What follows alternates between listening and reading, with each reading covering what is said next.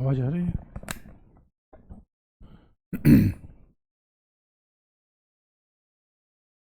Good morning everyone. कल मैं आपको बता रहा था कि गवर्नर, तो आप देखोगे कि गवर्नर के पावर मिसयूज़ होते क्यों हैं और गवर्नर की भूमिका संघीय शासन में क्या होनी चाहिए। तो अगर हम इस बात को राज्यपाल कि गवर्नर की भूमिका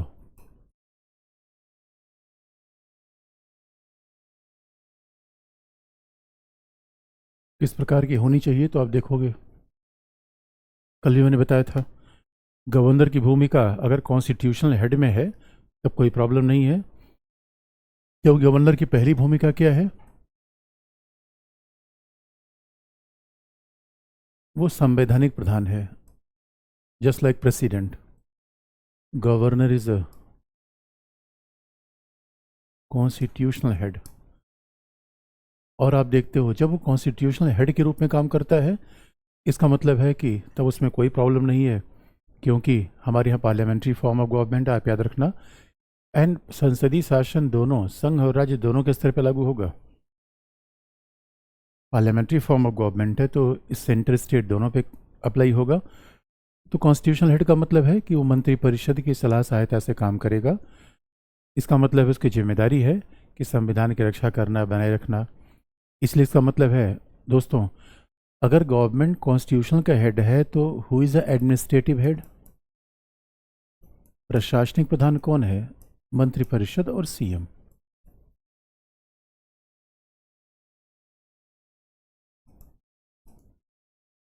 एडमिनिस्ट्रेटिव हेड इज अ यानी हेड ऑफ गवर्नमेंट, तो ये कौन है? मंत्रिपरिषद है, मुख्यमंत्री है। इसका मतलब है ये बिल्कुल इस्टेब्लिश कंडीशन है कि स्वाभाविक रूप में गवर्नर कॉन्स्टिट्यूशनल हेड है और सीएम एडमिनिस्ट्रेटिव हेड है, तो गवर्नर के लिए बाकायदा मंत्रिपरिषद की सलाह सहायता पे गवर्नर काम करेगा। और देखो दोस्तों, एडमिनिस्ट्रेटिव हेड होने का मतलब क्या होता है? अब पब्लिक ऑर्डर यानी किसी का अपॉइंटमेंट करना, मान लो किसी डीजीपी का अपॉइंटमेंट करना है, यानी कलेक्टर का अपॉइंटमेंट करना है, डीएम का अपॉइंटमेंट करना है। DGP means director general of police, जो राज्य का पुलिस का सबसे बड़ा बॉस होता है। तो किसी डीजीपी का अपॉइंटमेंट करना है, कलेक्टर का अपॉइंटमेंट करना है, किसी को ट्रांसफ़र करना है, या कोई इकोनॉमिक पॉलिसी बनानी है, आर्थिक नीति बनानी है, तो ये सब काम किसका है? सीएम का और मंत्रिपरिषद का। क्योंकि हमारे यहाँ संसदीय शासन में ऐसे तो यानी रोल जो पीएम और प्रेसिडेंट के बीच में होता है वही रोल सीएम और गवर्नर के बीच में होना चाहिए। इसलिए बच्चों किसी अब सवाल ये है कि जब ये एडमिनिस्ट्रेटिव हेड है, क्योंकि सीएम और मंत्रिपरिषद का इलेक्टेड है, और आप जानते हो डेमोक्रेसी में जो इलेक्टेड होता है उसका महत्व बहुत ज़्यादा होता है। और गवर्नर क्या है? Governor is appointed by president. अब गवर्नर का मतलब क्या है? वो संवैधानिक प्रधान। संवैधानिक प्रधान का मतलब होता है कि वो इस बात को देखेगा कि राज्य का जो शासन है संविधान के अनुसार चले। संविधान के प्रधान का मतलब है, संवैधानिक दायित्व क्या है कि 6 महीने के भीतर एक बार विधानसभा की बैठक होनी चाहिए। 6 महीने के भीतर विधानसभा की बैठक होनी चाहिए, यानी the legislative assembly of a state must summon once within 6 months. It means the two session of a legislative assembly of a state should not be more than 6 months. तो 6 महीने चला कर नहीं होना चाहिए। और स्वाभाविक रूप में हमारे यहाँ संवैधानिक प्रधान के रूप में उसका काम ये है कि वो देखता रहे कि किस तरीके से यह जो सरकार है, जो मंत्रिपरिषद है, उसका विश्वास है विधानसभा में। If council of minister is having their confidence in the legislative assembly, council of minister having their confidence in the assembly, ये संवैधानिक प्रधान की भूमिका है। और ये भी 6 month, with in 6 month assembly की बैठक होनी चाहिए। अब दोस्तों इसका मतलब है कि जब हम कहते हैं संवैधानिक प्रधान और एडमिनिस्ट्रेटिव हेड, दोनों बातें क्लियर कट अलग अलग है। संवैधानिक प्रधान का मतलब है जो संविधान में लिखा गया वो देखते रहे, और एडमिनिस्ट्रेटिव हेड का मतलब ये हो गया कि जो शासन चलाता रहे। अब इसलिए अब देखो अभी वेस्ट बंगाल में, अब मान लो संदेश खाली में कोई वायलेंस हो गया, तो that is responsibility of the CM, council of minister. और उसमें गवर्नर को कोई बोलने की जरूरत नहीं है। आप कहोगे सर ये करप्शन हो गया, भ्रष्टाचार हो गया, तो देखो दोस्तों, जो सीएम होता है, जो काउंसिल ऑफ मिनिस्टर का हेड है, इलेक्टेड बाय द पीपल, जनता के द्वारा ये इलेक्टेड होता है। और अगर कोई खराब काम करेगा जनता उसको हटा देगी। कोई खराब काम जनता हटा, ऐसा थोड़ा परमानेंट तो है नहीं। इसलिए कहा जाता है on the basic of corruption. तो गवर्नर को ऐसे मामलों में नहीं बोलना चाहिए करप्शन क्या है, शिक्षा की पोजीशन क्या है, ये सब काम किसका है, सीएम का। तो अगर ये कॉन्स्टिट्यूशनल हेड की पोजीशन गवर्नर की है फिर तो प्रॉब्लम है ही नहीं है। गवर्नर को तब बोलना चाहिए कि मान लो कि अगर बिहार में नीतीश कुमार का बहुमत न रहे, कॉन्फिडेंस न रहे, तो गवर्नर को करना चाहिए। विधानसभा की बैठक 6 महीने के बाद नहीं हो रही तो गवर्नर कुछ करना चाहिए। मणिपुर में अगर हिंसा कंट्रोल में नहीं आ रही है, then this is responsibility of governor. तो गवर्नर कॉन्स्टिट्यूशनल का हेड है, एडमिनिस्ट्रेशन का हेड नहीं है। यानी हमारे यहाँ बात आपको ध्यान में रखने की है कि जो सीएम होता है वो he is head of the ministries. जो सीएम होता है वो तो पूरे मंत्रालयों का मुखिया है। गवर्नर के पास कोई मिनिस्ट्री थोड़े है। तो ये बिल्कुल, और डेमोक्रेसी में जो इलेक्टेड होता है भाई दोस्तों, सीएम बनना बहुत बड़ी बात होती है, इलेक्शन लड़ के आना। और गवर्नर तो अपॉइंटेड होता है प्रेसिडेंट के द्वारा। लेकिन ये कॉन्स्टिट्यूशन वाले सोचते थे कि ये इसकी भूमिका रहेगी, लेकिन हमारे संविधान में गवर्नर को आप देखते हो कि डिस्क्रिशनरी पावर भी दे रखा गया है। गवर्नर को विवेकाधीन शक्ति भी दे रखी गई है। अब ये भी इंटरेस्टिंग पार्ट है, governor has been enjoying the discretionary power.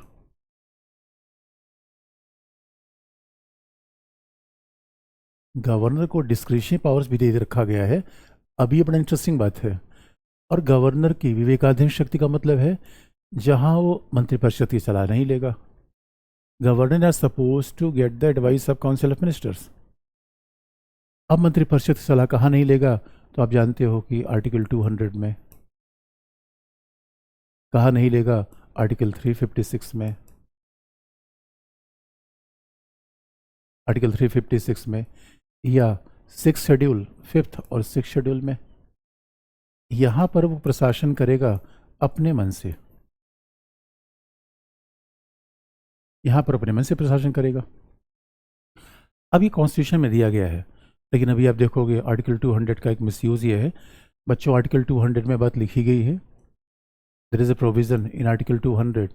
Article 200 में बात कही गई है कि भाई देखो, कहीं भी अगर हमारे पास कोई भी मंत्रिपरिषद विधेयक पारित करे, if a council legislate assembly of state, अगर ये विधेयक कोई पारित करती है, बिल कोई पास करती है, तो that will be given for the governor for signature. तो गवर्नर को सिग्नेचर के लिए दिया जाएगा। और इन article 200 it is set that governor can, आपको पता है मैंने प्रेसिडेंट के साथ बताया था वीटो, तो गवर्नर वीटो कर सकता है। लेकिन गवर्नर क्या कर सकता है कि उस पर अनुमति दे, असेंट टू वीटो, अनुमति देने से मना कर दे, या सेंड फॉर रिकंसिडरेशन, या वो प्रेसिडेंट के लिए रिजर्व कर दे। और आर्टिकल 200 में लिखा गया है कि एज सुन अपना डिसीजन देकर तीनों डिसीजन तो दे। अब जरा सोच के देखो, इन 200 में क्या प्रॉब्लम है, गवर्नर को क्या राइट है। ठीक है, विवेकाधीन का मतलब है where governor can act alone without the assistance of council of ministers, जहां मंत्रिपरिषद की सलाह के बिना खुद काम कर सके। अब वो कहाँ पे ऐसा होगा जहां मंत्रिपरिषद की सलाह के बिना वो खुद काम कर सकेगा। तो आप देखोगे आर्टिकल 200 में क्या लिखा गया, उसके पास ऑप्शन क्या है। आर्टिकल 200 में उसके पास ऑप्शन क्या है, पहला, बिल पर अनुमति देगा, सामान्य तो उसको काम करना चाहिए। Will shall give assent over the bill, assent करेगा। दूसरा, विथ होल्डिंग एसेंट, अनुमति नहीं देगा।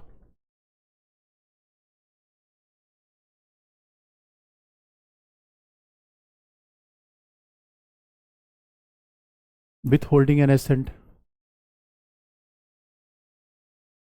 अनुमति नहीं देगा या पुनर्विचार के लिए भेजेगा। Consent for reconsideration for the council of minister, consent for reconsideration.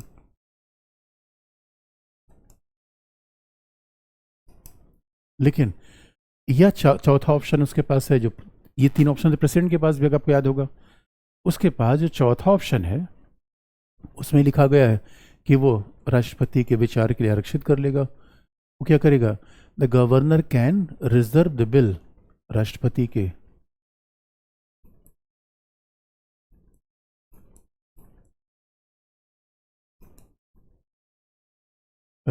के विचार के लिए आरक्षित कर देगा। Governor can reserve the bill for the consideration of president.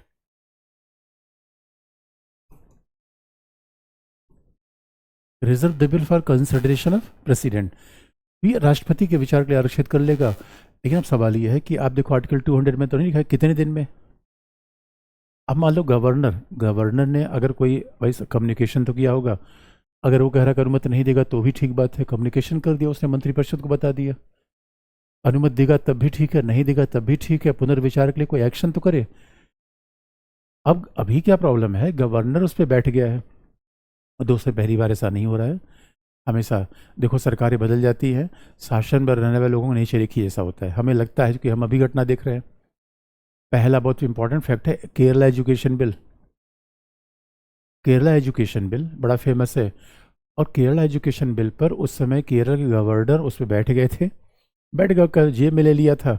इसका मतलब ना हाँ कह रहे थे ना कह रहे थे, कुछ भाई तीनों में कोई ऑप्शन तो कर दो। अब गवर्नर या तो प्रेसिडेंट को भेज दो। अब गवर्नर गौतम बुद्धा की तरह बैठ गया है। ये हमारे यहाँ ऐसा नहीं है, ये कॉन्स्टिट्यूशनली परमिशेबल नहीं है। और बच्चों गवर्नर कैन, अब गवर्नर क्या करेगा कि वो any he can reserve any bill for consideration president. अब प्रेसिडेंट कंसिडरेशन के लिए बिल रिजर्व करेगा तो उसमें शर्त है, आर्टिकल 200 में लिखा गया है, आर्टिकल 200 में भी लिखा गया है शीघ्र निर्णय करेगा, एज सुन एज पॉसिबल।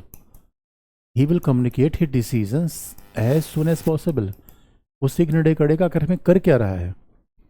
अब एज सुन एज पॉसिबल का केरला एजुकेशन बिल को गवर्नर ने 10 साल तक रखा। ये पहली बार ऐसा नहीं है। हमें ऐसा लगता होगा हाँ इसे पहली बार हो रहा है। अरे मेरे बच्चों, जो भी सवाल है गवर्नर आता है वैसे काम करता है, लेकिन ये बात होता है। इसका मतलब अब देखो दोस्तों, अगर गवर्नर ऐसा काम नहीं कर रहा है, दूसरी बात आर्टिकल 200 में भी लिखा गया है governor can reserve the bill for consideration of president specifically where the power of high court. वो ऐसे ही बिल को रिजर्व करेगा जिससे उच्च न्यायालय की शक्तियां प्रभावित होती हों, एज सून एज पॉसिबल। और दूसरी बात है जिससे उच्च न्यायालय की शक्तियां प्रभावित होती हों। वो खास तौर पर रिजर्व के बारे में कहा गया है कि any bill which is affecting powers of high court of state. क्योंकि आप जानते हो जो हाई कोर्ट होता है वो स्टेट एडमिनिस्ट्रेशन के अंतर्गत नहीं आता, वो संघ का विषय है, इंडिपेंडेंट है। लेकिन आर्टिकल 200 में सारे विषय रिजर्व किए जाते हैं। तो जरा सोच के देखो why this problem is, article 200 का इशू नहीं है। अगर आर्टिकल 200 का मिसयूज़ किया जाता है तो आप देखो बच्चों उसका प्रॉब्लम क्या है। आर्टिकल 200 का अगर मिसयूज़ हो रहा है तो उसका प्रॉब्लम क्या है। ये इलेक्टेड गवर्नमेंट को काम न करने जैसा है, पार्लियामेंट्री फॉर्म ऑफ गवर्नमेंट खिलाफ है। बिकॉज लेकिन आप कहोगे सर इसमें राज्यों का कोई दायित्व तो नहीं है कि राज्य भी बड़े होशियार होते हैं। अब देखो तमिलनाडु ने क्या किया, नीट के बिल को रोक रखा, नीट के बिल पे ऑब्जेक्शन कर दिया। अभी तमिलनाडु क्या कर रहा है, हम सीए को पारित नहीं होने देंगे। अरे भाई हमारे यहाँ कॉन्स्टिट्यूशन में कानून है, पार्लियामेंट का लॉ पूरे हिंदुस्तान में लगेगा। कोई विधानसभा ये नहीं कह सकती कि पार्लियामेंट का लॉ नहीं लगाएगी, वो उससे पावर में ही नहीं है। तो आप कहोगे सर इन्होंने विधानसभा से जब रेजोल्यूशन पारित किया उसका मतलब क्या है, that is a political stunt. क्योंकि मेरे बच्चों लोग इतना नहीं जानते कि सब हमारे नेता बड़े होशियार होते हैं। वो सोचते हैं कि आम आदमी तो बेवकूफ़ है, आम आदमी पॉलिटिक्स के बारे में कुछ जानता नहीं है, कॉन्स्टिट्यूशन को पता ही नहीं है। ऐसा नहीं है कि state can be giving clean sheet. और होता क्या है, कई बार राज्य भी ऐसे ऐसे काम कर लेते हैं। जैसे देखो अभी बंगाल में क्या किया था, स्टेट ने कानून बना दिया कि स्टेट राज्य के विश्वविद्यालय के वीसी के अपॉइंटमेंट में गवर्नर कोई रोल नहीं रहेगा। इस बात को सुप्रीम कोर्ट ने मना कर दिया। सुप्रीम कोर्ट ने कहा नहीं, गवर्नर का रोल वीसी के अपॉइंटमेंट में रहेगा। आप कहोगे सर संविधान से लिखा गया है, नहीं संविधान से नहीं लिखा गया है। लेकिन बच्चों देखो गवर्नर अब एक बात तो सच है, कई बार जो इलेक्टेड होता है उसकी प्रॉब्लम होती है, वो जनभावनाओं के नाम पे कई बार पिप सेंटिमेंट ऑफ द पीपल के नाम पे कई बार वो अनर्गल बातें भी कर जाते हैं। इसलिए हमारे यहाँ चेक एंड बैलेंस है कि गवर्नर इलेक्टेड नहीं है तो वो पीपल सेंटिमेंट में नहीं बहता। कई बार तो पीपल सेंटिमेंट के नाम पे पता चला संविधान के खिलाफ कोई बात कर गए, तो हाउ वी कैन प्रिवेंट। तो स्वाभाविक रूप में ये विवाद है। केरला एजुकेशन बिल को तो 10 साल रखा गया, सोचो। केरला एजुकेशन बिल अपने आप में बड़ा लैंडमार्क बन गया था। इसका मतलब, लेकिन आप देखोगे बच्चों, अगर गवर्नर अपने पावर को मिसयूज कर रहा है तो आप जानते हो क्या प्रॉब्लम है इसमें। That is against the idea of responsibility of government. अरे भाई, गवर्नर गवर्नर अगर ये बात मिसयूज कर रहा है तो why it is problematic. Article 200 नहीं है, क्योंकि आपको देखो जब सवाल पूछा जाता है तो एनालिसिस करके, यानी जो दिखता है उसके पीछे भी कहानी होनी चाहिए, यानी ही रीड बिटवीन द लाइन। तो प्रॉब्लम क्या है, it is against democracy, it is against the parliamentary democracy. ये संसदीय शासन के खिलाफ है। क्यों खिलाफ है? संसदीय शासन के खिलाफ है, उत्तरदायी शासन के विरुद्ध है, अगेंस्ट द पार्लियामेंट्री गवर्नमेंट। क्योंकि अब देखो दोस्तों, हमारे यहाँ council of minister is elected. हमारे यहाँ काउंसिल ऑफ मिनिस्टर क्या होती है? इलेक्टेड होती है। और इलेक्टेड होती है, they are responsible to the people. और कोई खराब काम करते हैं 5 साल बाद, वो they are elected, most important democracy elected. और गवर्नर इज नॉट इलेक्टेड। अरे दोस्तों, कहा भी जाता है गवर्नर कौन होता है? एक्सपायरी डेट का पॉलिटिशियन। जो चुनाव जीत पाता है गवर्नर ही बनता है, याद रखना बच्चों। अब पता चला धनखड़ साहब गवर्नर थे, बड़ा प्रॉब्लम वहाँ कर दिया था। अरे भाई, सीएम बनना बहुत काम है, इलेक्शन जीतता है कोई, करता है। तो दोस्तों, हमारी डेमोक्रेटिक फ्रेमवर्क यही तो है, यही हमारे संविधान बात लिखी गई है। अब इसका मतलब है कि अगर अगर गवर्नर का मिसयूज हो रहा है, it is a misuse of autonomy of state. ये राज्यों की स्वायत्ता के विरुद्ध है।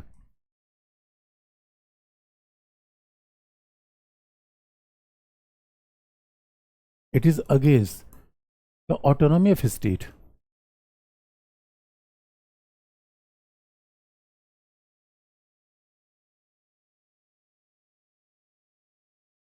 ये राज्यों की स्वायत्ता के खिलाफ है, ऑटोनॉमी ऑफ स्टेट खिलाफ है। और ऑटोनॉमी ऑफ स्टेट खिलाफ, it is against federal government. ये संघीय शासन खिलाफ है। वही हमारे यहाँ देखो दोस्तों, अब आगे भी चलेंगे, बोमई केस में संघीय शासन संविधान का आधार ढांचा है। अरे सीएम को शक्तियाँ 7 शेड्यूल से है दोस्तों, ये सीएम है, ये कोई यूटी का हेड नहीं है। यही तो हमने फेडरल गवर्नमेंट पढ़ा है बच्चों। इसलिए आर्टिकल 200 का इशू बनता है, तो ये फेडरल गवर्नमेंट खिलाफ है, इलेक्टेड गवर्नमेंट खिलाफ है ये बात। इसका मतलब क्या है? एक तरीके से, यानी हमें होता क्या है, गवर्नर संवैधानिक प्रधान के रूप में यहाँ नहीं काम कर रहा है। Governor is working like agent of union government, that is objectionable. Here government work like है agent of an union government. यहाँ गवर्नर कैसे काम कर रहा है? संघ सरकार के एजेंट के रूप में काम कर रहा है।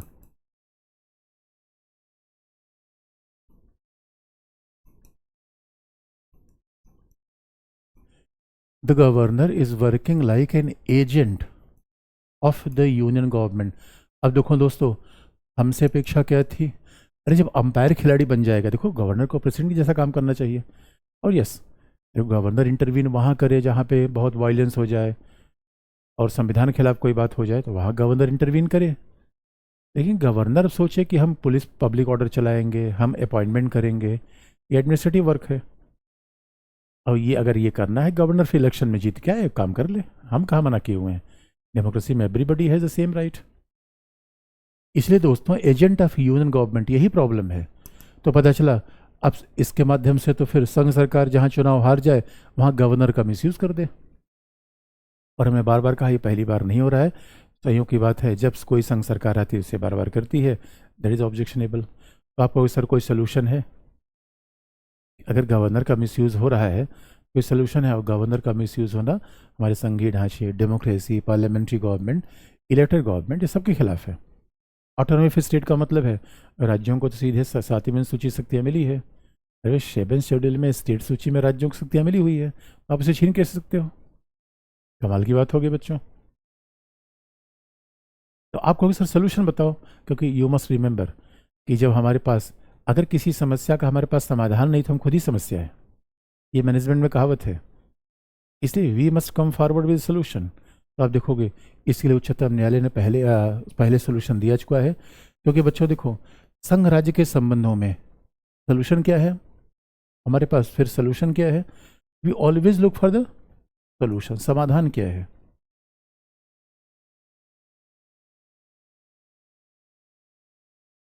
इसका मतलब है, और ये सारे झगड़े पॉलिटिकल है, क्योंकि ज़्यादातर ऐसा हो रहा है कि भाई गवर्नर उन्हीं राज्यों में सीएम के खिलाफ जा रहा है जहां पे रूलिंग पार्टी, संघ की रूलिंग पार्टी नहीं है।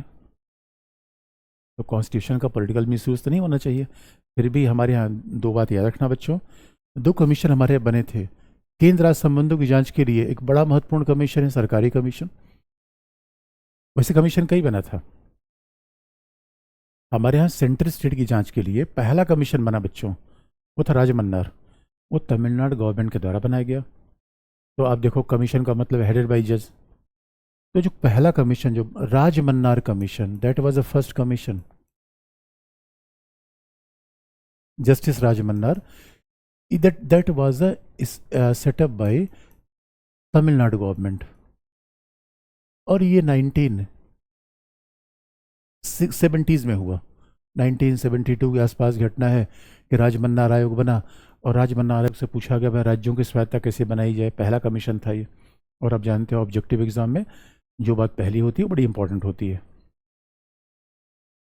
अब पहला कमीशन बना था, लेकिन थोड़ा सा राज्य भी हमारे यहाँ कम, राज्य भी कई बार बड़े पॉलिटिकली मोटिवेटेड बयान देते हैं।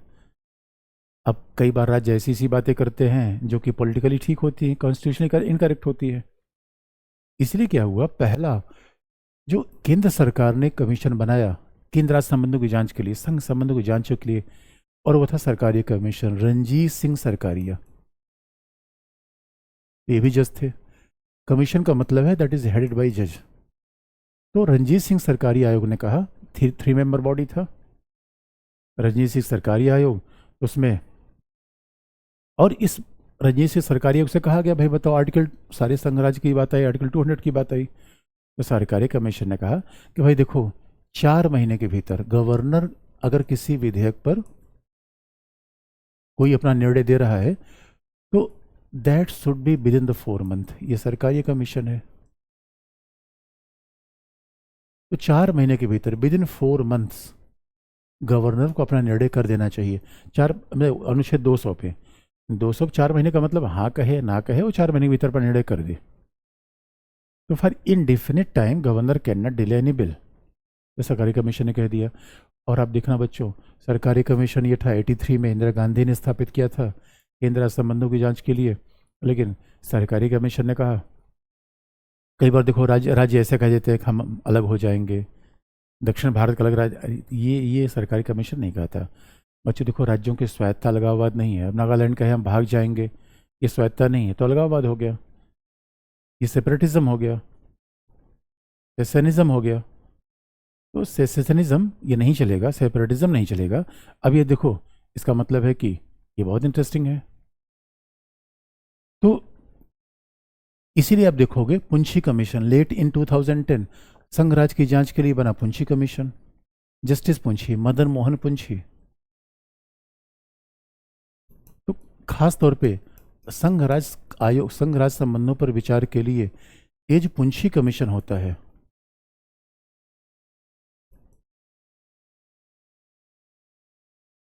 That is very important.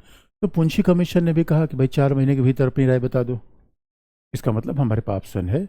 और आप देखोगे अब सवाल है कि अगर इस बात को न माने, अंतिम ऑप्शन उच्चतम न्यायालय। इसलिए आप देखो कई राज्य गवर्नर के खिलाफ उच्चतम न्यायालय में गए। अब कॉन्स्टिट्यूशनली कहा जाता है कि भाई गवर्नर के खिलाफ हम नहीं जा सकते, कॉन्स्टिट्यूशन में कहा गया गवर्नर के खिलाफ कोर्ट में नहीं जा सकते। लेकिन दोस्तों कई बार ऐसा व्यवहारिक रूप में हो जाता है। अगर गवर्नर अगर ऐसा पावर का मिस यूज़ करे फिर तुम कोर्ट में जा ही सकते हैं। ये है आर्टिकल 200 का मामला, जहाँ पे गवर्नर को ऐसा मिस यूज़ नहीं करना चाहिए लेकिन वो गवर्नर मिस यूज़ करता है। इसलिए सुप्रीम कोर्ट में भी मामला गया। जैसे सुप्रीम कोर्ट में मामला गया तो गवर्नर है कई विषय पे, तो केरला में क्या हुआ, गवर्नर ने कई विषय को सीधा प्रेसिडेंट को भेज दिया और कई विषय पे परमिशन दे दिया। तो ये थोड़ा सा पॉलिटिकल मामला है आर्टिकल 200 का। अब जरा देखा आर्टिकल 356 का मामला क्या है, 356 का मामला क्या है, कहाँ गवर्नर मिस यूज़ करता है पावर को। अब बच्चों देखो जरा आर्टिकल 356,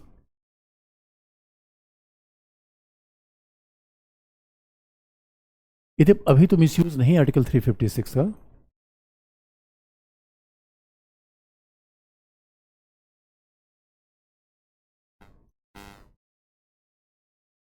आर्टिकल 356 अभी तो मिस यूज़ नहीं है अब आज की डेट में। और अभी देखो कई बार लोग कह रहे हैं बंगाल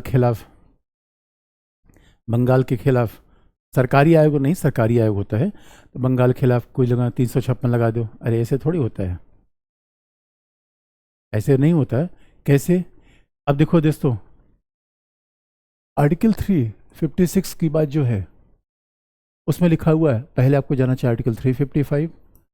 आर्टिकल 355 में लिखा गया है that is responsibility of union government. संघ सरकार का दायित्व है कि वह राज्य को आंतरिक गड़बड़ी और बाहरी आक्रमण से रक्षा करेगी। आर्टिकल 355 में लिखा गया है संघ सरकार का दायित्व है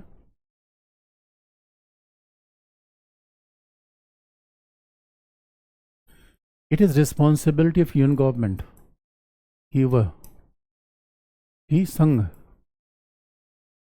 राज्य की आंतरिक गड़बड़ी, इंटरनल डिस्टर्बेंसेस एवं बाह्य आक्रमण से रक्षा करेगा।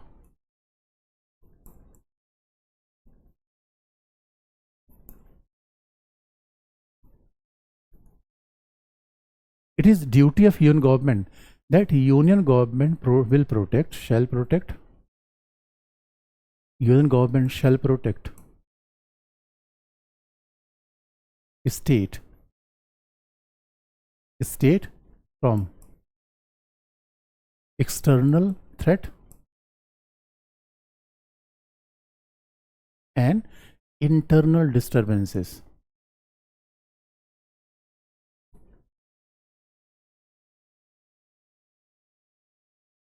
ये लिखा हुआ आर्टिकल 355 में। बात सीधी से बच्चों मणिपुर में।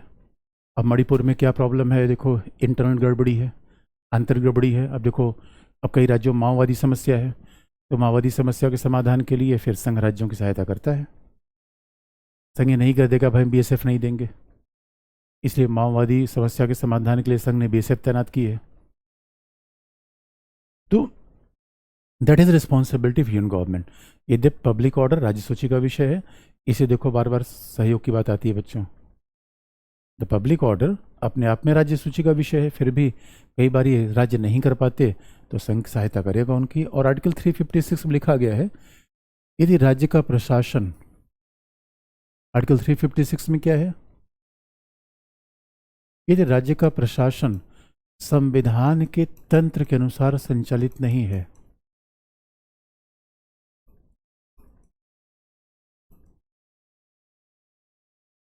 संविधान के तंत्र के अनुसार संचालित नहीं है,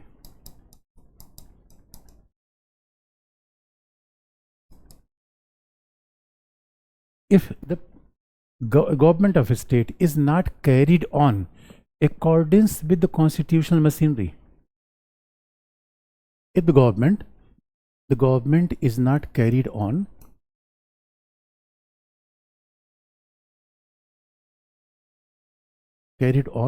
accordance with the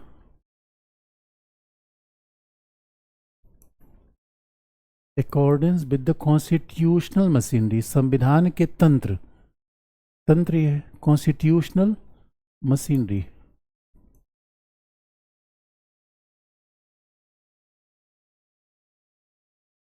अगर संविधान के तंत्र के अनुसार संचालित नहीं है तो क्या होगा, फिर संघ सरकार राज्य का समूचा प्रशासन अपने हाथ में ले लेगा। और राज्यपाल की रिपोर्ट के हिसाब से भी हो सकता है और राज्यपाल के बिना रिपोर्ट के हिसाब से भी हो सकता है, बात दोनों है। इसका मतलब है if government is not carried on accordance with the constitutional machinery, अगर सरकार संविधान के तंत्र के अनुसार संचालित नहीं है तो पूरा क्या होगा, सरकार इसका मतलब है राज्य यानी संघ सरकार राज्य के पूरे तंत्र पर अपना नियंत्रण कर लेगी। इसका मतलब है राज्य के, अब सवाल है संवैधानिक तंत्र क्या है, कैसे नियंत्रण कर लेगी, आर्टिकल 356 यही है।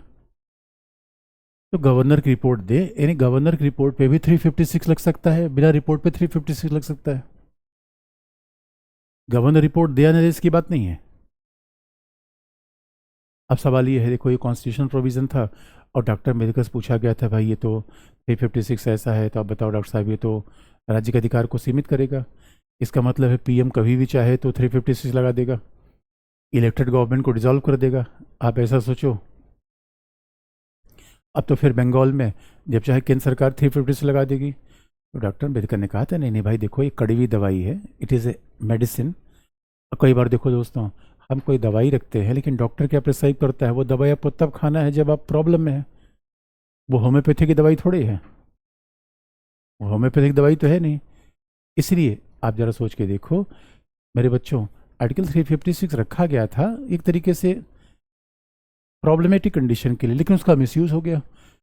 अब सवाल है कि संविधान का तंत्र क्या है, तो होने क्या लगा कि जैसे हमारे यहाँ आया, इसलिए अब देखोगे दोस्तों हमारे यहाँ संविधान का बड़ा मिसयूज़ हुआ और article 356 is the most misused constitution article of the constitution. कैसे? और आर्टिकल 356 का मिसयूज़ कैसे हुआ? पॉलिटिकल रीजन, इसका राजनीतिक कारण मैं आपको बता दूं।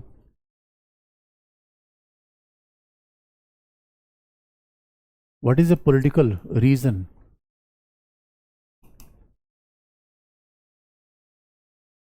राजनीतिक कारण मैं बता दूं कि आखिर में 356 का मिसयूज़ कैसे हुआ, इसका पॉलिटिकल रीजन आप देखो। तो पॉलिटिकल रीजन कैसे है, ये बड़ी इंटरेस्टिंग बात है कि पॉलिटिकल रीजन कैसे है। अब देखो हमारे यहाँ 1952 से 1967 तक हमारे यहाँ कांग्रेस का डोमिनेंस रहा। कांग्रेस के डोमिनेंस में संघ यानी पीएम भी कांग्रेसी, सीएम भी कांग्रेसी, प्रेसिडेंट भी कांग्रेसी, गवर्नर भी कांग्रेसी, तो सवाल ही पैदा नहीं होता झगड़े के। लेकिन पूरा झगड़ा, इसलिए आप देखोगे इस समय ये फेज था, उसमें संघ राज्य के बीच कोई समस्या नहीं, ना आर्टिकल 200 की। इसलिए मेरे बच्चों अब सवाल है कि आर्टिकल 200 की समस्या नहीं है। हाँ, समस्या तो पॉलिटिकल है, क्योंकि समस्या वहीं पे आ रही है जहाँ पे वो नॉन बीजेपी गवर्नमेंट है। ऐसा ही होता था, इसलिए नेहरू जब पीएम थे कोई प्रॉब्लम ही नहीं थी, क्योंकि सीएम एक पार्टी का, प्रेसिडेंट एक पार्टी का, पीएम एक पार्टी का, प्रॉब्लम नहीं होगी। लेकिन ये प्रॉब्लम तब हुई जब से 1967 में जैसे ही राज्यों में गैर कांग्रेसी सरकारें आई, उसी के समय से प्रॉब्लम होने लगी। तो 67 से क्या हो गया, संघ में कांग्रेस थी, राज्यों में गैर कांग्रेसी सरकार थी। तो 67 के बाद पहली बार गैर कांग्रेसी नॉन कांग्रेस गवर्नमेंट केम इन पावर। तो उसमें के करुणानिधि आए, वो काले चश्मे वाले तमिलनाडु के मुख्यमंत्री, और उसमें ज्योति बसु आए। तो 67 के बाद जैसे गैर कांग्रेसी मुख्यमंत्री आए, तभी से पूरा झगड़ा होने लगा। अब इन्होंने 356 ऑल इंडिया सर्विसेज 200, ये झगड़ा आज का थोड़े है, आज की नई घटना हो सकती है। इसका मतलब फिर ये दिखता है कि problem is not with constitution, problem with the political factors. तो अब सवाल पॉलिटिकल फैक्टर का मतलब है, अब राज्यों में कांग्रेस जब, तो संघ में कांग्रेस सरकार, तो पता चला गैर कांग्रेसी लोगों के साथ भेदभाव किया गया। लेकिन अचानक आप देखोगे 1989 से 2014, मई 2014, ये हमारे यहाँ ऐसा था कि संघ में गठबंधन सरकार थी। This was a phase of a कोalition government. यहाँ पे तो गठबंधन सरकार थी। गठबंधन में न तो किसी संघ में किसी का बहुमत, और राज्य के मुख्यमंत्री बड़े पावरफुल हो गए। इसलिए बच्चों देखो कहा जाता है कि हमारे यहाँ संघ राज्य के संबंध पॉलिटिक्स या पॉलिटिकल पार्टी तय करती है। अब जरा सोच के देख लो, हमारे संविधान में लिखा हुआ है कि संघ की शक्तियाँ ज़्यादा है। According to constitution power of union government is more, संघ की शक्तियाँ ज़्यादा है। प्रैक्टिस में कुछ और हो रहा है। संविधान के हिसाब से देखा जाए तो संघ की शक्तियाँ ज़्यादा है, प्रैक्टिस में बिल्कुल और ही हो रहा है। और प्रैक्टिस में क्या हो रहा है बच्चों, अब आप देखोगे कि राज्य की शक्तियाँ बढ़ती चली गई, यानी CM became more powerful than PM. और टीएन कहानी तो मैं आपको बता दूं, ज्योति बसु से पूछा गया था कि ज्योति बसु साहब आप पीएम बन जाओ, वो तो सीएम थे, बंगाल के थे, उन्हें मना कर दिया। उनका नहीं, हम ऐसा नहीं करेंगे क्योंकि अपना करियर ख़राब नहीं करेंगे। तो ये ऐसा समय था, उस समय लालू यादव, आप देखोगे इसी बीच में लालू यादव वगैरह सीएम थे। तो अब वो सीएम के रूप में इतने पावरफुल थे, डॉक्टर मनमोहन सिंह पीएम थे, और डॉक्टर मनमोहन सिंह बात कोई सुनता ही नहीं था। इसलिए बच्चों, पॉलिटिक्स भी संविधान को डिटरमाइन करता है, और वो बल्कि ज़्यादा डिटरमाइन करता है। It's not mainly constitution. इसलिए आप देखोगे 89 और 2014 के बीच में तो मामला था ही नहीं। यहाँ तो मामला ऐसा था कि पीएम बेचारा, सारे कमज़ोर पीएम थे, वो सीएम खिलाफ क्या झगड़ा करते, अपनी पावर बचा लेते, सीएम खिलाफ क्या झगड़ा करते। इसीलिए कहा जाता है कि जैसे ही पॉलिटिक्स बदली, संघराज समय बदल जाते हैं। यानी जैसे ही पॉलिटिकल सिनेरियो बदलेगा, संघ राज्य के संबंध चेंज हो जाएंगे। लेकिन आप देखोगे संघ राज्य के बीच झगड़ा कब आया? मई 2014। 2014 के बाद, मई 2014 के बाद फिर से एक दल की सरकार आ गई, फिर से संघ में एक दल की सरकार आ गई। It was a one party domination. संघ में एक दल की सरकार आ गई, और परिणाम क्या हुआ कि फिर से संघ राज्य के बीच झगड़ा शुरू हुआ। अब जहाँ पे नॉन बीजेपी सीएम है, अब यहाँ झगड़ा होने लगा। इसलिए मेरे बच्चों देखो, झगड़ा तो पॉलिटिक्स का है, और इसलिए 356 का मिसयूज आप देखोगे 89 के बाद रुकता गया, और हमारे 356 का सा ब्लेटेंट मिसयूज हुआ, क्योंकि संविधान में लिखा है संविधान के तंत्र के हिसाब से। अब सवाल है कॉन्स्टिट्यूशनल मशीनरी है क्या, और अनुच्छेद 356 कैसे लगेगा, मिसयूज कैसे हुआ पॉलिटिकल रीजन से। अब सवाल है कि फिर इसमें उच्चतम न्यायालय ने बड़ा डिसीजन दिया, क्योंकि 356 का मिसयूज तो इतना ज़्यादा हो गया कि ट्रेन में कहीं अम्ब्रेला छाता खो गया, तो गवर्नर ने कह दिया कि पब्लिक ऑर्डर खराब है, 356 लगा दो। भारत में मिठाई लूट ली गई, तो 356 लग गया। 356 का प्रयोग ऐसे हुआ कि जैसे संविधान का बड़ा मिसयूज हो गया। इसलिए इसी कॉन्टेक्स्ट में एसआर बोमी का डिसीजन आता है। इसी कॉन्टेक्स्ट में किसका निर्णय है? उच्चतम न्यायालय ने क्या निर्णय दिया? एसआर बोमई वाद। इसी मामले में एसआर बोमई केस आता है।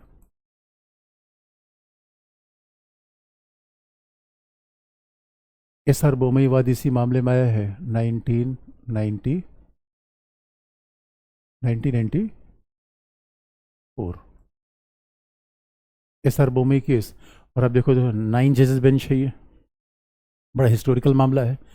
और एसआर बोमई कर्नाटका के पूर्व में सीएम थे, और बाद में जब एसआर बोमई केस, क्योंकि सुप्रीम कोर्ट जब किसी मामले को सुनता है, उस संबंध में जो भी मामले उसके पास आते हैं उसको सब एक साथ विचार कर लेता है। तो जैसे कर्नाटका में 356 लगा, कर्नाटका के सीएम सुप्रीम कोर्ट पहुंचे, उसी दौरान बाबरी मस्जिद का विध्वंस हुआ अयोध्या में, तो उसी के बाद यूपी, उसी के बाद राजस्थान, मध्य प्रदेश, हिमाचल, ये 4 ऐसे बीजेपी रूल्ड स्टेट थे, इसमें 356 लग गया।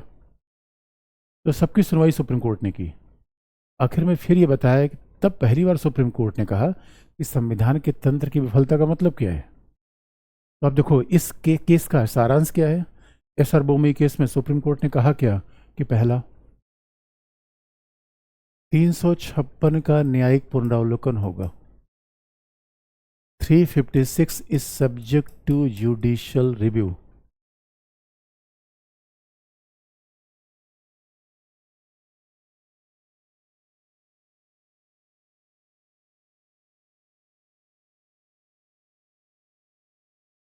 तीन सौ छप्पन का न्यायिक पुनरावलोकन होगा। 356 इज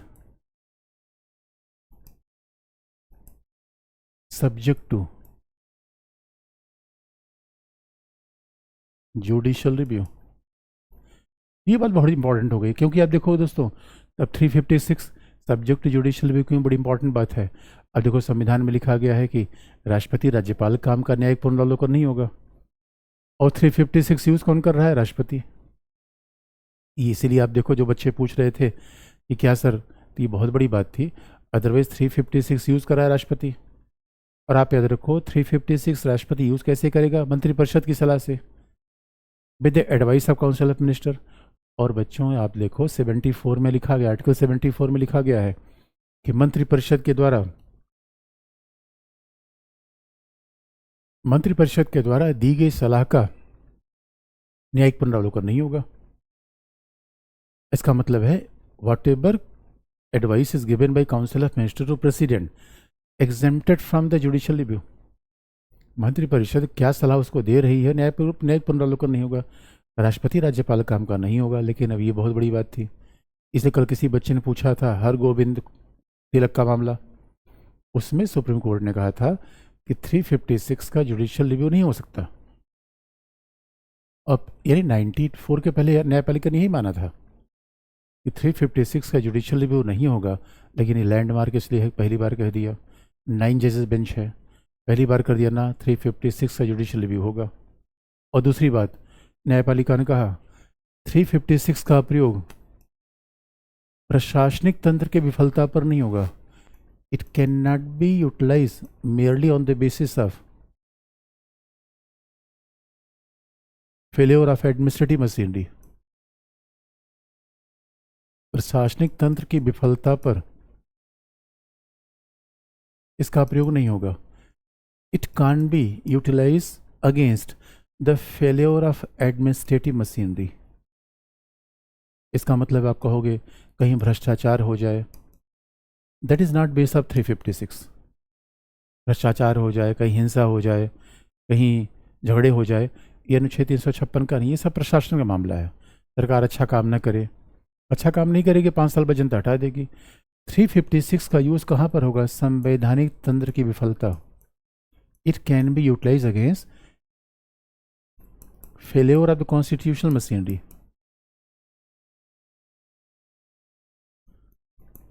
संवैधानिक तंत्र की विफलता पर इसका उपयोग होगा।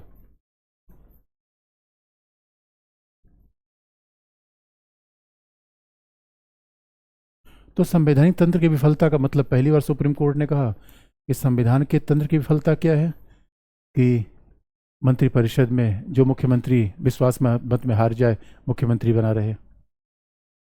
अब अनुदान की मांग पारित ना हो पाए, डिमांड फॉर ग्रांट्स पारित ना हो पाए, 6 महीने में विधानसभा की बैठक ना हो पाए, यानी संविधान में लिखे किसी आर्टिकल का वायलेशन हो जाए, तब संविधान के तंत्र की विफलता है। और काम काज में कहीं पे एजुकेशन में, कहीं पुलिस में, ये सब क्या है? प्रशासनिक तंत्र की विफलता। कहीं पुलिस गड़बड़ हो जाए, कहीं करप्शन हो जाए, तो भाई ये तो क्या, एडमिनिस्ट्रेटिव तंत्र की विफलता। पहली बार सुप्रीम कोर्ट ने बताया कि कॉन्स्टिट्यूशनल मशीनरी के फेल होने का मतलब क्या है। इसका मतलब है मिसयूज ऑफ आर्टिकल 200, 356। ऐसा हो जाए तो कॉन्स्टिट्यूशनल मशीनरी विफलता होगी। और इसीलिए न्यायपालिका ने अगली बात कह दी। न्यायपालिका ने कहा अगर इसका दुरुपयोग हो गया तो न्यायपालिका ने कहा कि 2 बातों में अंतर करिए। जब 356 लगता है तो कॉन्स्टिट्यूशन में लिखा गया है कि 2 महीने के भीतर 356 अगर अनाउंस हुआ है, 2 महीने के भीतर संसद के दोनों सदस्य को जब तक अप्रूव नहीं करेंगे तब तक विधायिका डिसॉल्व नहीं होगी। इसका मतलब पहली बार सुप्रीम कोर्ट ने कहा कि विधानसभा के निलंबित होने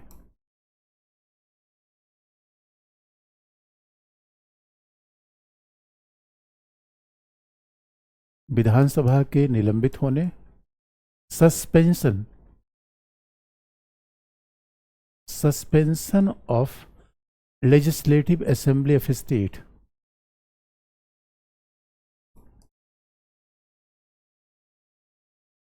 विधानसभा के निलंबित होने और विधानसभा के भंग होने में फर्क है। और डिसोल्यूशन ऑफ लेजिस्लेटिव असेंबली,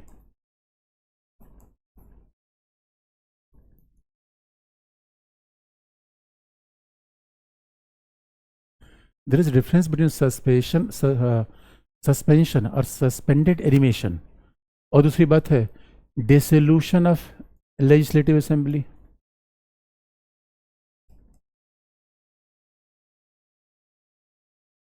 अब देखो बच्चों, दोनों में अंतर क्या है?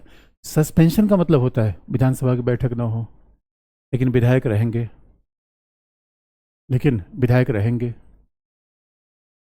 सस्पेंशन में क्या होता है? विधायक भी रहेगा, वेतन भत्ता मिलेगा, लेकिन विधानसभा की बैठक फिलहाल नहीं रहेगी। इसका मतलब है विधानसभा की बैठक सस्पेंडेड है। और जब विधानसभा की बैठक सस्पेंडेड है क्योंकि किसी का बहुमत नहीं है, तो मान लो अगर बिहार में अगर किसी का बहुमत नहीं मिल पाता तो क्या होता? विधानसभा भी रहती। लेकिन डिसॉल्व का मतलब होता है, डिसॉल्व का मतलब है सब विधायक खत्म हो जाएंगे। डिसॉल्व का मतलब वेतन भत्ता सैलरी सब खत्म हो जाएगी। डिसोल्यूशन का मतलब है डेथ ऑफ असेंबली। और सस्पेंशन का मतलब है असेंबली कोमा में है। और आप जानते हो बच्चों, कोमा में आएगा आदमी को जिंदा किया जा सकता है, डेथ वाले आदमी को नहीं। आप याद रखिए, कोमा में आए हुए आदमी को जिंदा किया जा सकता है, डेथ वाले आदमी को नहीं। तो ये बड़ी इंटरेस्टिंग बात है कि अब पहली बार सुप्रीम कोर्ट ने क्या कह दिया कि अगर कोई, पहली बार सुप्रीम कोर्ट ने कह दिया कि अगर कोई असेंबली स्वाभाविक तौर पर अगर वो डिसॉल्व कब होगी, जब किसी कोई सरकार ना बन पाए। यानी 356 लागू होने के बाद क्या होगा, पहले असेंबली निलंबित होगी, पहले सस्पेंड होगी। और अगर कोई ऑप्शन नहीं बन पाए, कोई सरकार नहीं बन पाई, तब असेंबली क्या होगी, डिसॉल्व होगी। पहली बार ऐसा किया गया। अन्यथा होता क्या था, जैसे 356 हुआ तो 356 में सीधे विधानसभा भंग हो गई। और आप याद रखो दोस्तों, जो निलंबित विधानसभा के मेंबर हैं, सस्पेंडेड विधानसभा के मेंबर हैं, वो तो फिर दोबारा सरकार बना सकते हैं। लेकिन अगर विधानसभा भंग हो गई, डिसॉल्व हो गया, तो विधायक फिर तभी विधानसभा में आएगा जब नया चुनाव लड़के आए, क्योंकि वो तो उसका पॉलिटिकल डेथ हो गया। अब वो विधायक नहीं रहा। विधानसभा जब निलंबित हो, विधानसभा भंग हो गई, अब वो विधायक नहीं रहा, सामान्य व्यक्ति बन गया। अब दोबारा विधायक कब होगा, जब फिर से चुनाव लड़के आए। दोबारा विधायक तब हो जब फिर से चुनाव लड़के आए। तो ये सुप्रीम कोर्ट ने कह दिया। और सुप्रीम कोर्ट ने और भी कहा, अगर 356 का मिसयूज हुआ तो मैं भंग विधानसभा को फिर से पुनर्जीवित कर दूंगा। दोस्तों, हमारे यहाँ तो मरे हुए आदमी को डॉक्टर भी नहीं जिला पाते। हमारे यहाँ मरे हुए आदमी को डॉक्टर नहीं जिला पाते, और यहाँ सुप्रीम कोर्ट कह रहा है कि मैं विधानसभा भंग हो रही तो भी इसको जिला दूंगा। इसका मतलब है इट वॉज स्ट्रिक्ट वार्निंग। ये सरकार के लिए बड़ी वार्निंग थी कि अगर कोई मिसयूज करेगा तो उसको न्यायपालिका फिर बख्शेगी नहीं। इसलिए लैंडमार्क माना जाता है। आज भी आर्टिकल 356 मामला जहाँ आएगा वो बोमई केस का ही नाम आएगा। और दूसरी बात, चूंकि अयोध्या का मामला भी इसमें रेफरेंस में आ गया था, तो बोमई केस में ये भी कह दिया गया, अगर पंथ निरपेक्षता संविधान का आधारभूत ढांचा है, secularism is the basic structure of the constitution.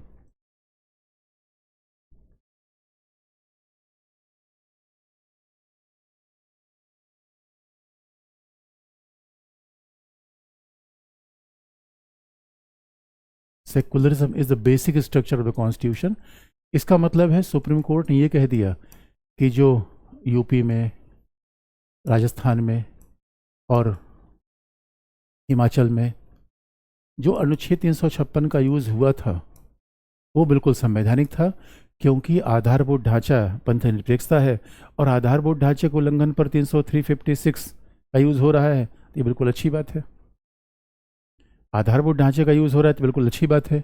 इसलिए ये भी उच्चतम न्यायालय ने कहा, और उच्चतम न्यायालय ने बाकायदा कह दिया कि अगर अगर अनुच्छेद 356 का मिसयूज हुआ तो वो भंग विधानसभा को पुनर्जीवित कर देगी in case if it is.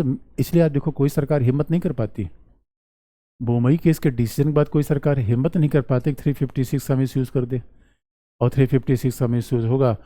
और बिहार की बड़ी इंटरेस्टिंग घटना बता दें, बिहार में जब पहली बार नीतीश कुमार मुख्यमंत्री बने थे या बनना चाहते थे, लालू यादव विधानसभा में बहुमत सिद्ध नहीं कर पाए। तो सुप्रीम कोर्ट ने कहा, भाई नीतीश कुमार को मौका क्यों नहीं मिला। इस आधार पे तो बूटा सिंह राज्यपाल थे, बूटा सिंह नीतीश कुमार को बुलाया नहीं। और बूटा सिंह से पूछा गया कि हमें पता है नीतीश कुमार का बहुमत नहीं है। सुप्रीम कोर्ट ने कहा यह राज्यपाल का विशेषाधिकार नहीं है। इसी का floor test, who is a commanding majority in the house, only option is a floor test. यानी किसी का विधानसभा में बहुमत है या विश्वास है नहीं, इसके लिए क्या होना चाहिए, फ्लोर टेस्ट। फ्लोर टेस्ट का मतलब क्या होता है, सदन में बहुमत का परीक्षण। यानी किसी भी सरकार का विधायिका में बहुमत है या नहीं है, ये देखने केवल एक तरीका है कि उसका बाकायदा हाउस में कॉन्फिडेंस है कि नहीं। This is not a description of governor president. Governor कैसे बता देगा किसी का विधायक है कि नहीं है, ये फ्लोर टेस्ट होगा। तो केवल विधानसभा में, फ्लोर टेस्ट का मतलब विधानसभा में लोग आएंगे, वोटिंग करेंगे, बताएंगे, पब्लिक होगा तो पता चल जाएगा। इसलिए अब देखो दोस्तों, अब 356 का मिसयूज बहुत रुक गया है। और इसलिए फ्लोर टेस्ट देखो अभी अब हुआ वहाँ पे बिहार में। और इसी के लिए बिहार के मामले में रामेश्वर ठाकुर केस आया। दिस वाज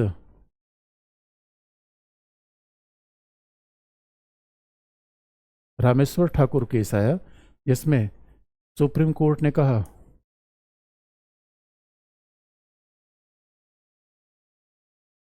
कि अनुच्छेद 356 का बिहार में मिसयूज़ किया गया, और हम तो चाहते हैं कि विधानसभा जो भंग है उसको भी हम पुनर्जीवित कर दें, लेकिन सुप्रीम कोर्ट ने कहा ये हम नहीं करेंगे क्योंकि चुनाव की प्रक्रिया शुरू हो गई है, because the process of election is on. इसके बाद हम इन्हें कर नहीं सकते। इसका मतलब सुप्रीम कोर्ट ने वार्निंग दे दी कि इन फ्यूचर कोई भी अगर 356 का मिसयूज़ करेगा, जब भंग विधानसभा को पुनर्जीवित कर दिया जाएगा तो आप मामला समझ सकते हैं। इसका मतलब है कि यही है अब आर्टिकल 356। इसलिए आप देखोगे आज 356 का यूज़ रुक गया है। उसके पीछे बहुत बड़ा कारण उच्चतम न्यायालय का डिसीजन तो है, ये पॉलिटिकल भी है, क्योंकि अगर संघ सरकार को पता है कि अगर कोई मुख्यमंत्री बड़ा पॉपुलर है तो 356 अगर यूज़ कर देगा फिर चुनाव जीत के आ जाएगा वो, और फजीयत होगी। और उच्चतम न्यायालय का भी डिसीजन है, इस वजह से आजकल ऐसा नहीं होता। 356 का मिसयूज बहुत रुक गया है। अब दोस्तों सवाल पूछ लो जरा, आप बड़ा बड़ा कर देना सवाल को, बोल्ड कर देना। आप जरा उसको बोल्ड कर दो, जो कमेंट आ रहा है ना, कमेंट को बड़ा कर दो।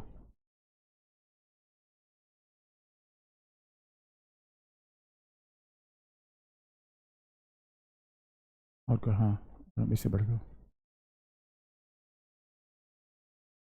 सर प्लीज़ हेल्प मी।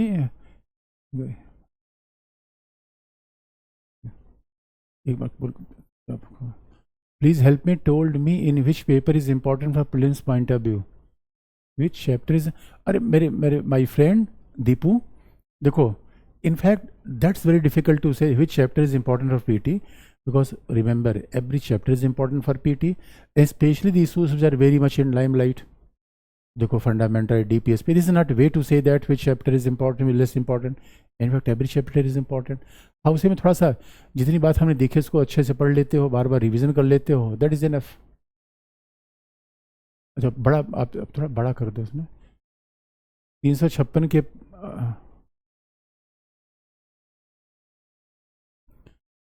पंथ निरपेक्षता की इसे बचा राज्यपाल को शपथ दिलाया। राज्यपाल को शपथ कौन दिलाएगा? Chief justice of state. तो सर बिल रिकंसिडरेशन के बाद प्रेसिडेंट के पास भेजा जाता है सकते हैं।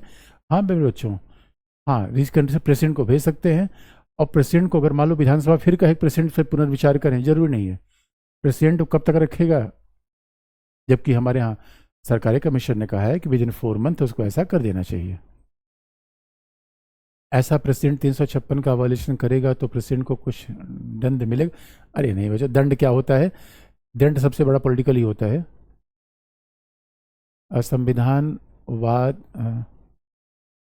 संविधानवाद की क्या लिखा, समझ नहीं यार। संविधानवाद की अवधारणा अरे मेरे बच्चे वैष्णवी, देखो संविधानवाद क्या है? संविधान की सर्वोच्चता है।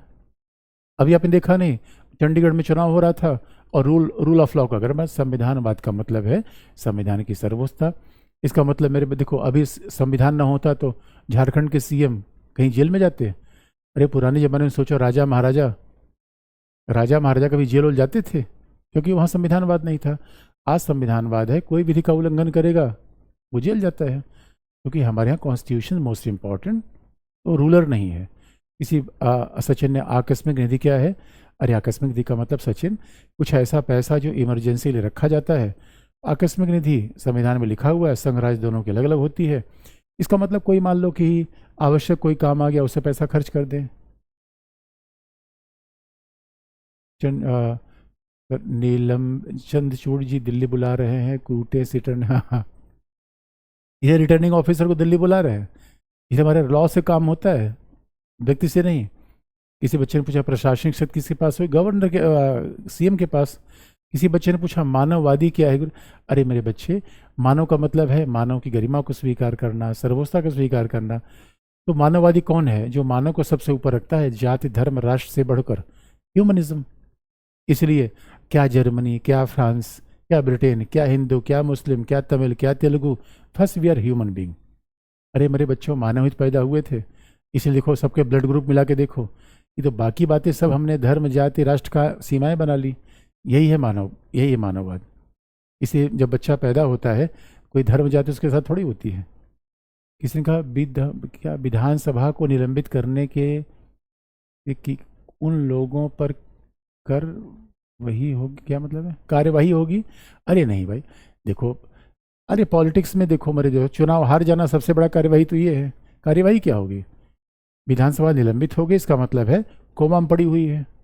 और जहाँ विधानसभा निलंबित है वहाँ फिर से उसको जगा के, अरे सोए हुए आदमी को जगाया जा सकता है, मरे हुए आदमी को तो। निलंबित विधानसभा सोई हुई विधानसभा है, और भंग विधानसभा मरी हुई विधानसभा है, तो मरे आदमी को जगा नहीं सकते आप। यदि राज्यपाल की मृत्यु हो जाए तब राज्यपाल का पद कौन संभालेगा? अरे मेरे बच्चे, ये सब आप याद रखना, राज्यपाल की मृत्यु हो जाए तो बगल का राज्यपाल उसका पद संभाल लेगा। राजस्थान का राज्यपाल मरेगा तो हरियाणा के राज्यपाल को उसका दायित्व दे दिया जाएगा। याद रखना, यहाँ न्यायाधीश नहीं बनेगा जैसे राष्ट्रपति के मामले में होता है, यहाँ दूसरे राज्यपाल को दायित्व दे दिया जाएगा। ऐसा 56 में संशोधन किया गया, इसलिए संविधान में लिखा गया है राज्यपाल को एक या एक से अधिक राज्यों का राज्यपाल बनाया जा सकता है, इसीलिए ऐसा लिखा गया है।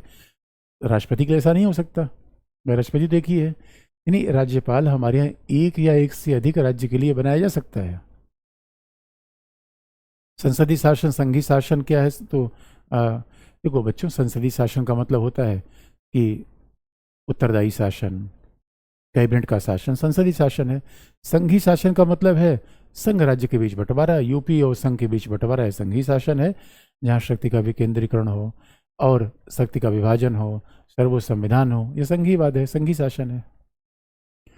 राज्यसभा को सभापति वोट कर निर्णायक वोट कर सकता है क्या? हाँ, राज्यसभा का सभापति, लोकसभा का स्पीकर, विधानसभा का सभा, सब लोग कास्टिंग वोट करते हैं, निर्णायक वोट सब करेगा। पीठासीन अधिकारी होगा, जब लॉजिकल होगा वोट करेगा। Thank you sir, bye. सातवें संविधान संसद 1956, हाँ, सातवां संविधान संसद 1956। राज्यपाल को शपथ, राज्यपाल को शपथ हाई कोर्ट का मुख्य न्यायाधीश दिलाता है क्या? हाँ बिल्कुल सही बात है, राज्यपाल को शपथ हाई कोर्ट का मुख्य न्यायाधीश दिलाता है। क्या क्या लिखा है ऊपर? मेरे को शिक्षा मंत्री पर एफआईआर करनी है सर, पेपर लीक कैसे हो जाता है? अरे शिक्षा मंत्री पर एफआईआर में अब क्या करोगे? देखो हिंदुस्तान बड़ी विडंबना है, एक एक से लोग होते हैं खुराफाती, तो लेकिन अभी तुम पढ़ो लिखो, चिंता मत करो, एक पेपर लीक हुआ दूसरा नहीं लीक होगा, तुम पास हो जाओगे। एफआईआर करने में अपना समय व्यर्थ मत करो। नॉन क्रीमी लेयर किसे कहते हैं सचिन? नॉन क्रीमी लेयर का मतलब होता है कि जो व्यक्ति जिनकी इनकम 8 लाख रुपए से कम है, तो जो मान लो कोई किसी की पापा है 8 लाख रुपए से साल में कम कमाते हैं, तो क्रीमी लेयर के नीचे है, नॉन क्रीमी लेयर है। जिनकी इनकम 8 लाख रुपए से ज़्यादा है वो क्रीमी लेयर है। लेकिन उस 8 लाख रुपए में आपकी सैलरी, पापा की सैलरी, एग्रीकल्चर इनकम नहीं आना चाहिए, या तो किसी के, तो यही है नॉन क्रीमी लेयर। पंथ निरपेक्षता वर्सेस धर्मनिरपेक्षता। अरे मेरे बच्चे, तुम लोग भूल गए हो फंडामेंटल राइट में मैंने बताया था, सारी कहानी बताई थी। मेरे बच्चों को याददाश्त कमजोर, देखो सब लोग च्यवनप्राश पहले खाओ, दिमाग बढ़ाओ पहले।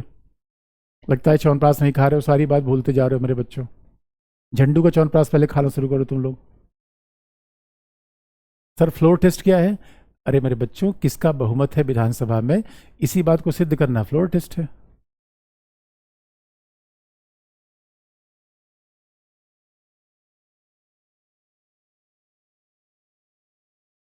कल क्या पढ़ के आए? अभी अभी यही पढ़ के, अभी संघवाद ही चलेगा, 1-2 दिन और संघवाद खत्म, चिंता जल्दी।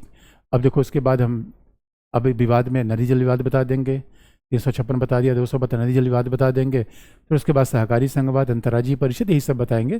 तभी 1-2 दिन में संघवाद आप खत्म हो जाएगा, चिंता मत करो। उसके बाद न्यायपालिका आएगा। साम्यवादी अवधारणा क्या है? अरे वैष्णवी, साम्यवाद का मतलब होता है, जरा सोचो, एक ऐसी दुनिया जहाँ सबके खेत एक जैसे हो जाए, किसी गांव में किसी के भैंस दूध दे, सब लोग लोटा लेके दूध पिए, ये साम्यवाद है। तुम्हारे घर में खाना खा बने, पड़ोसी भी आ जाए खाना खाने, ये साम्यवाद है। तो साम्यवाद का मतलब है बिल्कुल, अगर तुम लोग कॉलेज में जा रही हो, सब लोग एक साथ मिलकर खाएं, ये साम्यवाद है। आप इतने क्या है अरे सचिन, मेरे बच्चे पढ़ाई करो, पहले पढ़ाई करो, मुझे मत देखो विनम्र क्यों है। अरे मेरे बच्चों, अब क्या करो, अपने बच्चों से झगड़ा करूंगा मैं? मेरे जवान बच्चे हैं, कहीं पीटने पाटने लगे, कहीं बाहर मुझे मिल गए तो क्या करूंगा, बचाओ मैं? अरे बड़े आदमी को विनम्र होना ही पड़ता है। सर पुंछी आयोग क्या है, सविता ने पूछा है। पुंछी आयोग जस्टिस मदन मोहन मालवीय, जस्टिस मदन मोहन पुंछी थे, मदन मोहन मालवीय नहीं थे, मदन मोहन पुंछी थे, जिनको 2010 में कमीशन का अध्यक्ष बनाया गया केंद्र राज्य संबंधों की जांच के लिए। किसी ने पूछा, sir who bear the expenses when political leaders visit to supreme court और हाई कोर्ट? अभी देखो, आज कहीं नहीं लिखा गया, हकीकत की बात तो ये है कि सब लोग अपने से मैनेज करके जाते हैं। वो पैसा है तो कहीं दिखा देंगे, टीएडीए में सरकार के खाते में दिखा देंगे। सर तीनों कमीशन समझा दीजिए स्पेसिफिकली, विनीत ने पूछा। ठीक है, अब मतलब हम आपको सरकारी कमीशन फिर बता देंगे। अब देखो, राजमन्नार कमीशन तो ने महत्व का नहीं कि सरकारी कमीशन बताते समय राजमन्नार भी मैं आपको बता दूंगा, सरकारी में भी, और पुंछी कमीशन कंपेयर कर दूंगा। वो सब वही सारी बात है 200 की, और सब बता दूंगा मैं। न्यायाधीश अधिनियम 1968 है, इसके बारे। अरे मेरे बच्चे, सेम, अरे अभी न्यायाधीश अधिनियम आएंगे, अभी तो न्यायपालिका पढ़े नहीं है। देखो ये बावरापन बच्चे मेरे कर रहे हैं। अगर सीएम बोले कि नहीं, बोले है कि नहीं, क्या लिखा है कि संवैधानिक तंत्र विफल हुआ है लगा। अरे मेरे बच्चों, सीएम बोलने से नहीं होगा, ये राज्यपाल तय करेगा, सीएम के बोलने से नहीं होगा, राज्यपाल तय करेगा। संविधान का तंत्र क्या होता है? बबली ने पूछा, ऐसा में तंत्र, बबली तंत्र मंत्र मत सोचना, तंत्र का मतलब व्यवस्था, यहाँ संविधान की व्यवस्था से है। तंत्र का मतलब वो मत सोचना कि तंत्र मंत्र वो जादू टोना होता, वैसा कोई तंत्र नहीं है, system, government. Rameshwar Thakur case क्या है? ये ऋतु ने पूछा है, बिहार का मामला है, जहाँ पे बोमई केस को फिर दोहराया गया और रामेश्वर ठाकुर केस में कहा गया कि 356 न्यायिक पुनरावलोकन का अधीन है, और अगर अगर कोई भी गवर्नर भी पावर का मिसयूज करेगा तो भंग विधानसभा को फिर से पुनर्जीवित कर दिया जाएगा।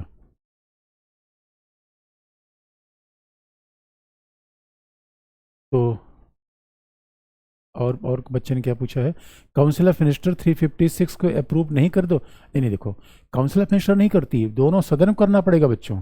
लोकसभा राज्यसभा 2 महीने के भीतर पारित करेगी, तभी विधानसभा भंग होगी।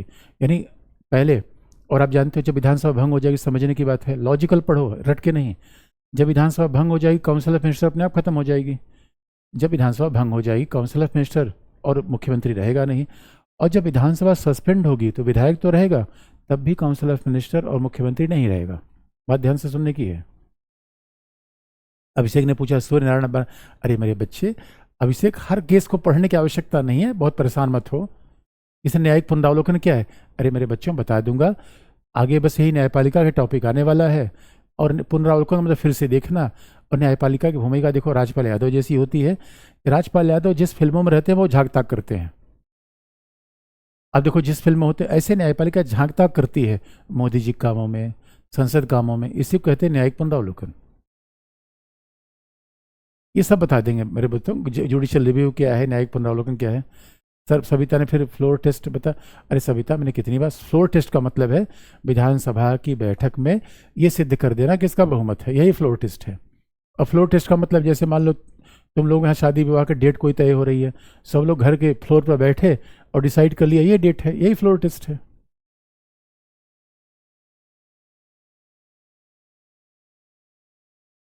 सर कभी विधानसभा निलंबित हुई है क्या? अरे हाँ, जो कश्मीर में निलंबित हुई थी, कश्मीर में हुई थी।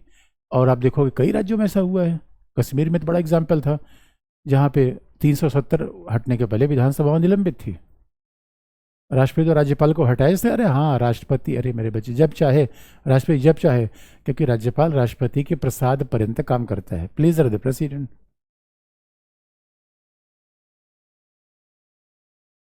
किसी पूछा, आप ऊपर से क्या लिखा आपकी बुक? आपकी बुक पढ़े या केजिस वाली? अरे मेरे बच्चों, एक बार बुक पढ़ लो, केजिस वाली पढ़ लेना, उसके बाद एक बार स्टोरी पढ़ जाओगे तो पढ़ सकते हो। तो दोनों अच्छी किताबें हैं, केजे से जो ही मिल रहा है सब अच्छा है। अनीस, अनीस दिमाग।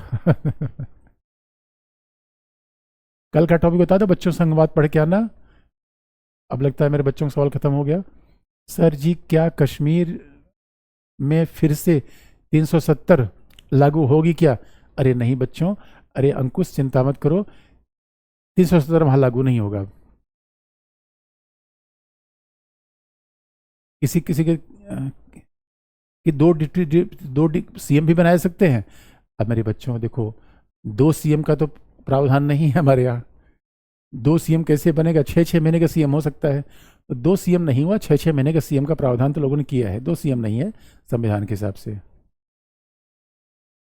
ठीक है बच्चों, फिर आज के लिए इतना ही। और क्या पूछा उधर था विधानसभा, क्या पूछा था? मॉरल एंड इंटेलेक्चुअल में क्या अंतर है? अरे मेरे बच्चों, बुद्धिमान होना अलग बात हो, नैतिक होना अलग बात होता है। याद रखो, गांव का आदमी पढ़ा लिखा नहीं होता लेकिन नैतिक होता है, शहर का आदमी बुद्धिमान होता लेकिन नैतिक नहीं होता।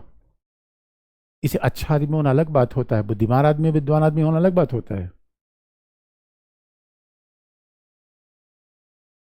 ठीक है बच्चों, आज के लिए इतना ही, थैंक यू। बाकी कल पार्लियामेंट्री और प्रेसिडेंशियल में डिफरेंस, हाँ यस, मैं बता दूंगा। आगे आने दो, ये बिल्कुल बताना है मुझे, हाँ यस बता दूंगा। ठीक है, अभी बच्चे कह रहे हैं शुभ रात्रि, भी शुभ रात्रि नहीं हुई है मेरे बच्चों, भी दिन ही तो है। ठीक है बच्चों, बाय बाय, आज के लिए इतना ही है।